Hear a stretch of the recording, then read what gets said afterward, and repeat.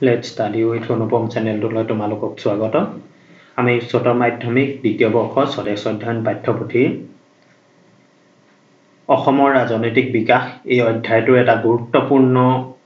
বিষয়বস্তু অসমত কৃষক বিদ্ৰোহৰ বিষয়ে আলোচনা কৰিম ঊনবিংশ শতিকাৰ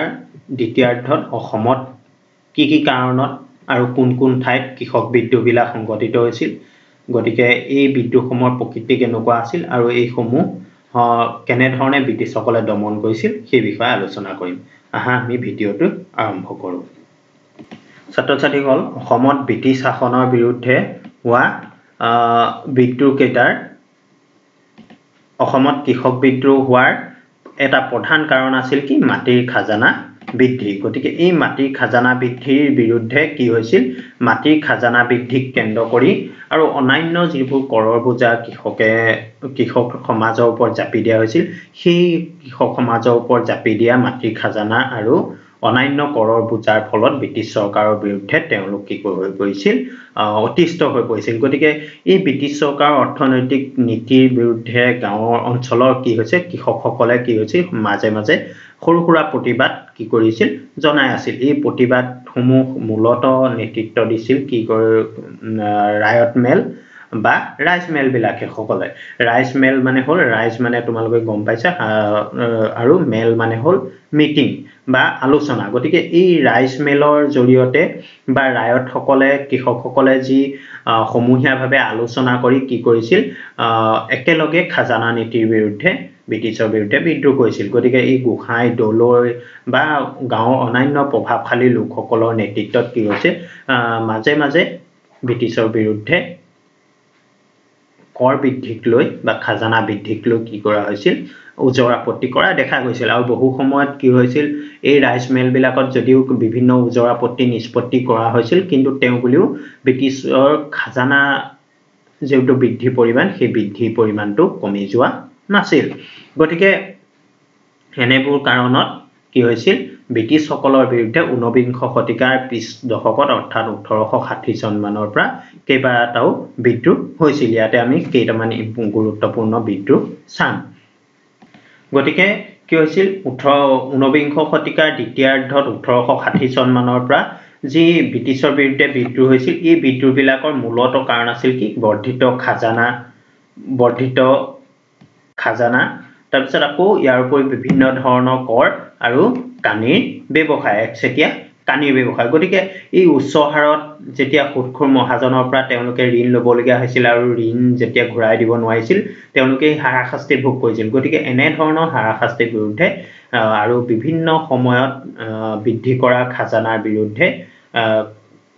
কি কৰিছিল বিভিন্ন ঠাই কৃষকসকলে ৰাইজ মেল বা ৰায়ত সভাৰ জৰিয়তে ব্ৰিটিছৰ বিৰুদ্ধে অসমত বিদ্ৰোহ কৰিছিল তেনে প্ৰথম বিদ্ৰোহটো গঢ়ি তোলা হৈছিল ফুলগুৰিত গতিকে এই ফুলগুৰি বিদ্ৰোহটো সংগঠিত হৈছিল 1861 চনত নগাঁও জিলা ফুলগুৰি গতিকে এই বিদ্ৰোহটোৰ মূল কাৰণ আছিল কি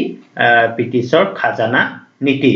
গতিকে এই খাজানা নীতিৰ বিৰুদ্ধে কি কৰিছিল তাৰ লগতে আছিল 1860 চনত যেতিয়া ব্ৰিটিছ চৰকাৰে কানিৰ খেতি নিষিদ্ধ কৰিছিল গতিকে এই কানিৰ খেতি নিষিদ্ধ কৰাৰ ফলস্বৰূপে ফুলগুৰি লোকসকল বিশেষকৈ কি হৈছিল তেওঁলোকৰ অনিষ্ট হৈছিল তেওঁলোকৰ সামাজিক ৰীতি-নীতি আৰু অভ্যাসৰ ওপৰত কানিৰ খেতি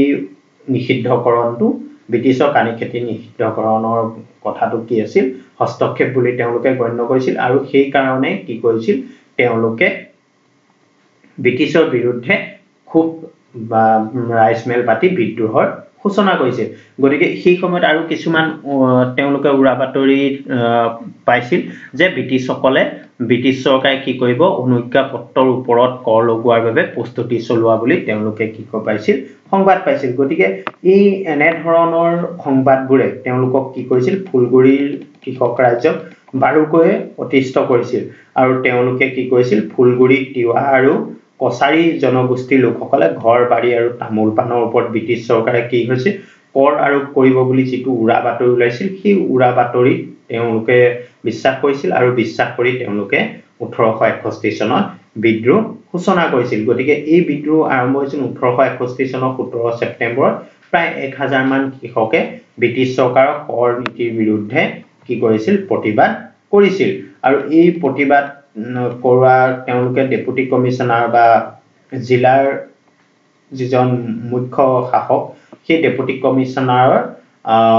নিৰ্দেশত তেওঁলোকে এই আন্দোলন ব্যৰ্থ কৰিবলৈ চেষ্টা কৰা হয় বিদ্ৰোহ কিন্তু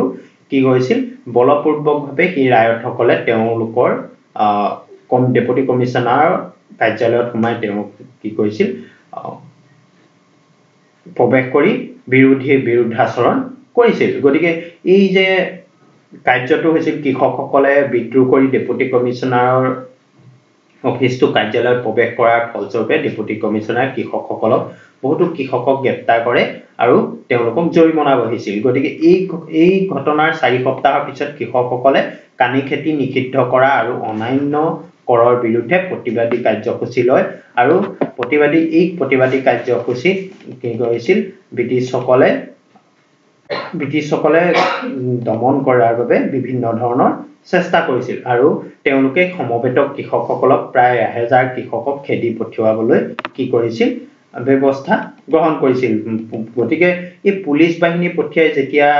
এনে ধৰণে কৃষকসকলক পঠিওৱাৰ ব্যৱস্থা কৰা হৈছিল তেতিয়া কি হৈছিল সেই ব্যৱস্থা কৰিবলৈ ডেপুটি কমিশনাৰজনে লেফটেনেণ্ট সিংগাৰক দায়িত্ব দিছিল গতিকে লেফটেনেণ্ট সিংগাৰ যেতিয়া পুলিশ বাহিনীৰ সৈতে ফুলগুৰিলৈ প্ৰায় 1000 মান কৃষকক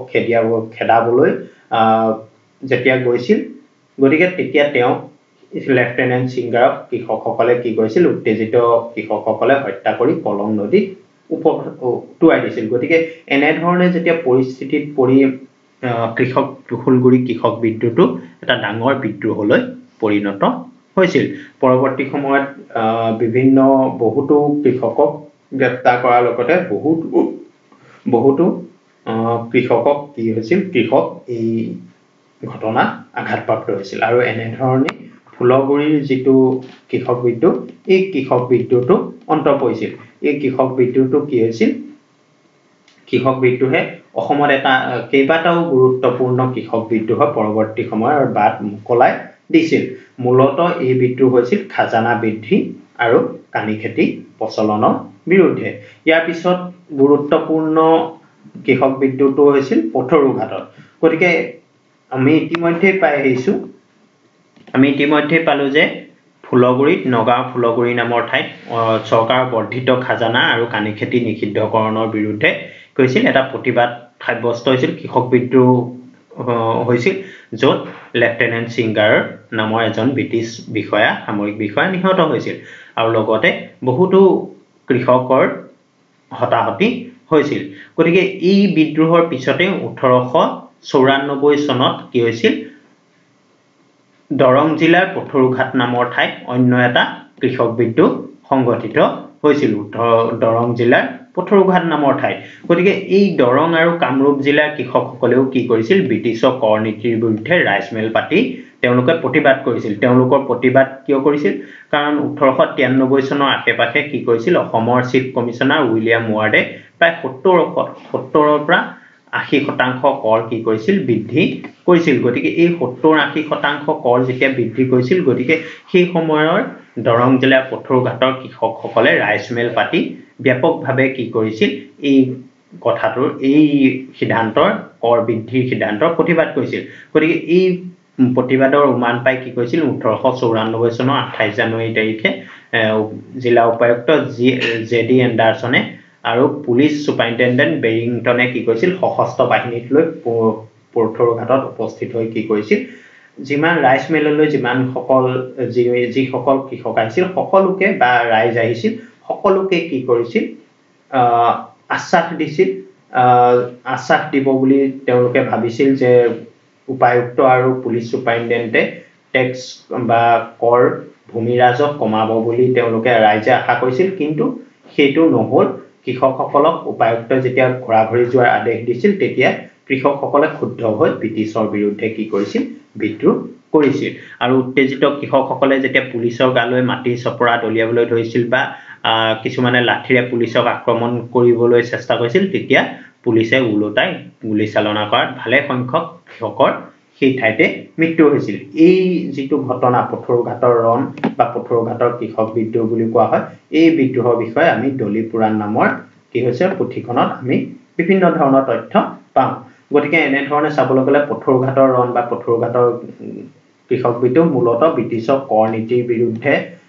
হৈছিল কৰ নীতিৰ বিৰুদ্ধে প্ৰতিবাদ স্বৰূপে আৰম্ভ হৈছিল আৰু ইয়াত মূল কাৰণটো আছিল কি দৰং জিলা আশে-পাশে প্ৰায় 70 আৰু 80% কৰ কি কৰা হৈছিল বৃদ্ধি কৰা হৈছিল আৰু সেই কথাৰ প্ৰতিবাদ কৰিবলৈ গৈ 1894 চনৰ 28 জানুৱাৰী তাৰিখে কি হৈছিল যি ৰাইজমেল হৈছিল পথৰুঘাটত তাত কি হৈছে ব্ৰিটিছ সেনাবাহিনীয়ে বাধা দিয়াত পুলিচ বাহিনীয়ে বাধা দিয়াত কৃষক আৰু পুলিচৰ মাজত যি সংঘৰ্ষ হৈছিল তাৰ ফলত বহুতো কৃষকৰ কি হৈছিল মৃত্যু হৈছিল ইয়াৰ পিছত আমি চাম ৰঙিয়াৰ কৃষক বিদ্ৰোহৰ বিষয়ে গতিকে এই পথৰুঘাট ফুলগুৰি তাৰ পিছত পথৰুঘাটৰ পিছতে কি হৈছিল 1893 চন আৰু 94 চনতে কি হৈছিল ৰঙিয়াত বৃহৎ আকাৰত কৃষক বিদ্ৰোহ গঢ় লৈ উঠিছিল গতিকে 1893 চনৰ ডিসেম্বৰ মাহত আৰু 1894 চনৰ জানুৱাৰী মাহত এই দুমাহতে বৃহৎ আকাৰত ৰঙিয়াত কি হৈছিল কৃষক বিদ্ৰোহ দেখা দিছিল এই কৃষক বিদ্ৰোহৰ কাৰণ একে আছিল কি হৈছিল সৰকাৰি খাজানা যিবোৰ সংগ্ৰহকাৰী বিষয় আছিল তেওঁলোকে অত্যাধিক হাৰত যি ব্ৰিটিছ চৰকাৰে খাজানা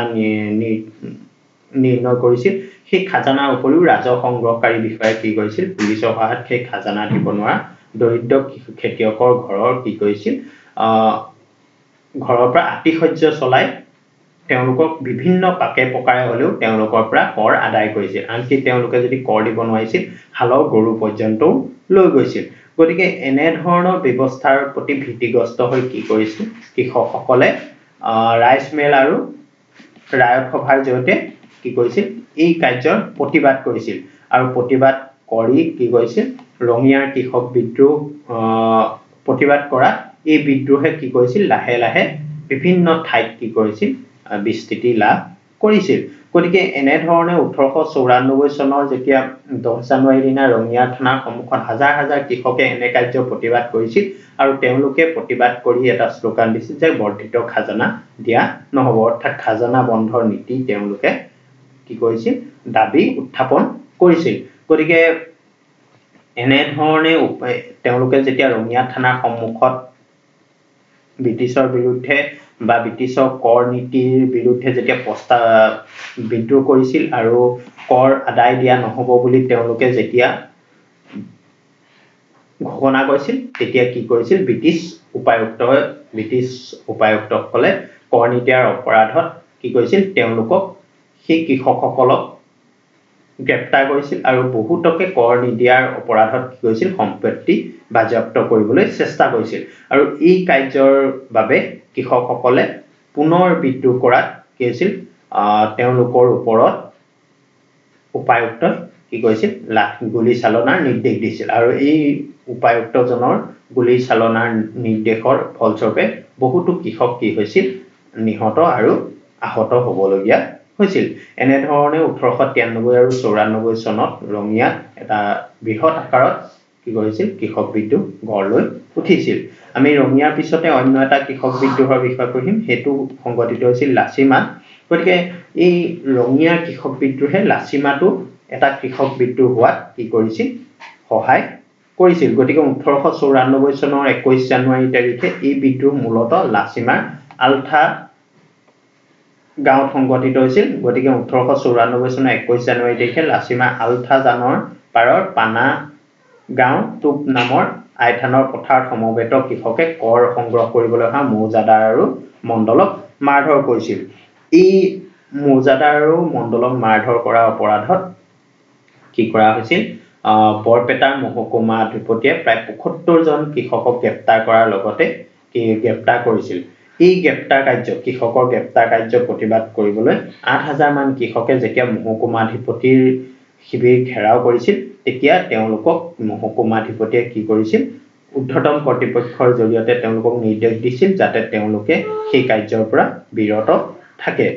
গতিকে এনে ধৰণে যেতিয়া বহুতো কৃষকক গ্ৰেপ্তাৰ কৰা হৈছিল আৰু পৰৱৰ্তী সময়ত কি হৈছিল এনে ৰাইজমেল বা ৰায়ত সভাবিলাকৰ যিবোৰ দলপতি আছিল যেনে বিভিন্ন ধৰণৰ গোহাঁই দলৈ গাঁওবুঢ়া এনে ধৰণৰ যিবোৰ দলপতি আছিল তেওঁলোকক কি কৰিছিল কেৱল গ্ৰেপ্তাৰ কৰাই নহয় তেওঁলোকক কি কৰিছিল বিভিন্ন কামত যেনে কাৰাগাৰ নিৰ্মাণ কৰা আদি কামত ব্ৰিটিছসকলে নিয়োগ কৰিছিল গতিকে এনে কাৰ্যৰ তেনে ধৰণৰ ৰাইচ মিলৰ দলপতি বিলাকক কি কৰিছিল গ্ৰেপ্তাৰ কৰি বিভিন্ন কামত লগোৱা কাৰ্যটো তেওঁ সাধাৰণ কৃষকসকলে কি কৰিছিল সন্মানৰ বিষয় হিচাপে গ্ৰহণ কৰিছিল আৰু সেইবাবে তেওঁলোকে এই কাৰ্যৰ বিৰোধিতা কৰি কি হৈছিল প্ৰায় ৬০০০ মান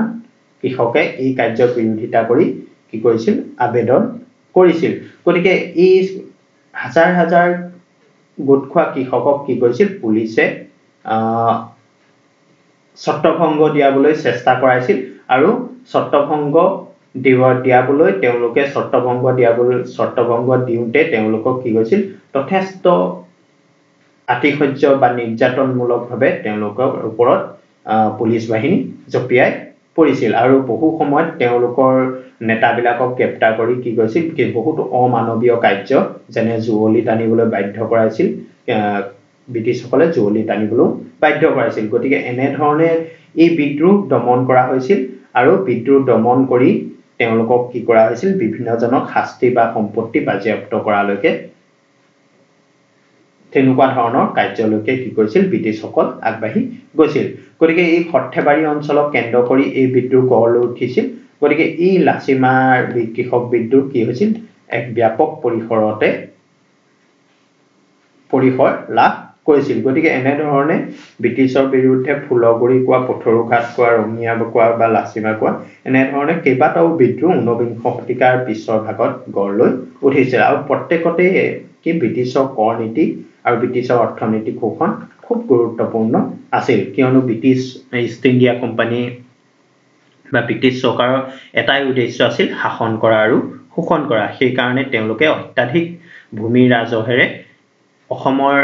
কৃষকসকলক কি কৰিছিল শোষণ কৰিবলৈ চেষ্টা কৰিছিল আৰু যেতিয়াই অত্যাধিক কৰ নীতি বা অত্যাধিক কৰ আৰোপ কৰাইছিল তেতিয়াই অসমৰ ৰাইচ মিল আৰু ৰায়ত সভাবিলাকে ইয়াৰ বিৰোধিতা কৰিছিল গতিকে এনে ধৰণে কি হৈছিল উপনিবেশিক শাসনৰ বিৰুদ্ধে জনসাধাৰণৰ মাজত এই কৃষক বিদ্ৰোহ বিলাকে ৰাজনৈতিক সচেতনতা বৃদ্ধিত কিন্তু যথেষ্ট সহায় কৰিছিল গতিকে এনেবোৰ কৃষক বিদ্ৰোহৰ কথা আনকি ৰাষ্ট্ৰীয় সংবাদ মাধ্যমতো কি কৈছিল বাতৰি ছপা হৈছিল আৰু ফলস্বৰূপে ব্ৰিটিছসকলে ভূমি ৰাজহ নীতি পৰৱৰ্তী সময়ত কি কৰা হৈছিল সংশোধন কৰিবলৈ চেষ্টা কৰিছিল আৰু এনেবোৰ কৃষক বিদ্ৰোহৰ আলোচনা বিভিন্ন সময়ত বিভিন্ন ভাৰতীয় নেতাই কি কৰিছিল কৰা দেখা গৈছিল গতিকে ছাত্ৰ ছাত্ৰীসকল আজিলৈ ইমানে ভিডিঅ'টোৰ দ্বাৰা যদি তোমালোক উপকৃত হৈছা তেন্তে ভিডিঅ'টো লাইক কৰিবা আৰু কমেন্ট কৰিবা আৰু চেনেলটো সাবস্ক্ৰাইব কৰি দিবা ধন্যবাদ